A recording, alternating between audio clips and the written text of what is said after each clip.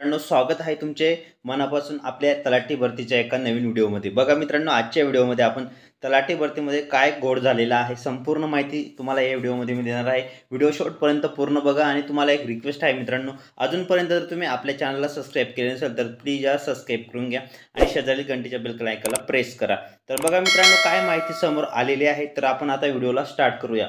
तर बघा, तलाठी भरतीचे सामान्यीकरण गुण प्रसिद्ध झाल्यानंतर बघा, तर इथं जे काही उमेदवार आहेत तर त्यांचे प्रतीक्षा यादीमध्ये पण नाव आलेलं आहे आणि वेटिंग लिस्टला पण नाव आलेलं आहे, म्हणजे फायनल लिस्टमध्ये सुद्धा नाव आलेलं आहे। तर बघा, हे नाव इथं बघू शकता तुम्ही, नवनाथ नागनाथ शर्दे हा बघा, हा व्यक्ती जो आहे उमेदवार, याचं नाव 2 ठिकाणी आले बघा, इथे एक आणि इथं बघा तुम्ही 2 नंबरला बघा, म्हणजे 2 ठिकाणी या उमेदवारांचे नाव आलेलं आहे।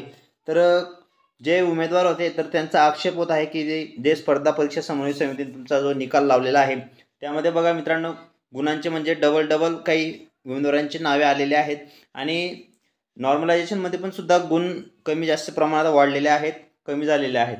तर बघा, आक्षेप हरकतींबाबत पण आपण अपडेट बघणार आहोत।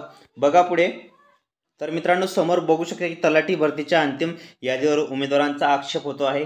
तर सामान्यीकरण जी गुण पद्धत आहे, या गुणांची चौकशी झाली पाहिजे नसल्याचा आरोप इथं जे उमेदवार आहेत ते करत आहेत। तर आपण व्हिडिओला स्टार्ट करूया।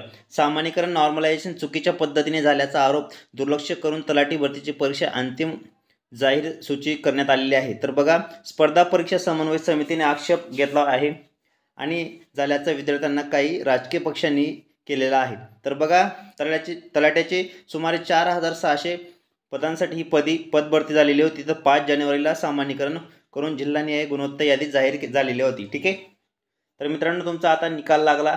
ठीक आहे, 3 टप्प्यांमध्ये ही परीक्षा झाली।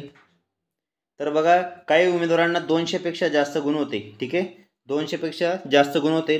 परीक्षा तर 200 मार्काची, 200 पेक्षा जास्त गुण काही उमेदवारांना पडलेले होते।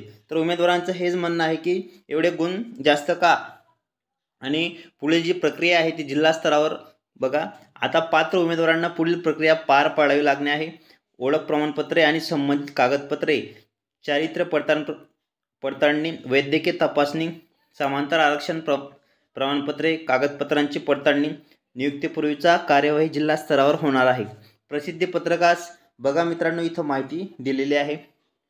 तर अंतिम जे तुमचे नॉर्मलायझेशन झालेलं आहे तलाठीचे सामान्यीकरण गुण, त्याच्यामध्ये गुणांची चौकशी नसल्याचा आरोप इथं जे उमेदवार आहेत त्यांनी लावलेला आहे। ठीक आहे, तर मित्रांनो बघा, काही विद्यार्थ्यांना खूप जास्त मार्क्स आहेत, काहींना कमी आहेत, काहींना डबल नाव आलेलं आहे।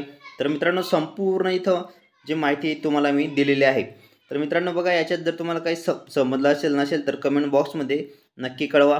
असेच नवनवीन व्हिडिओ आणि लेटेस्ट अपडेट बघण्यासाठी पटकन आपल्या चॅनलला आता सबस्क्राइब करा। तर भेटूया पुढच्या व्हिडिओमध्ये। व्हिडिओला लाईक करा, शेअर करा आणि नवीन असाल तर प्लीज सबस्क्राइब करा। भेटूया नवीन व्हिडिओमध्ये।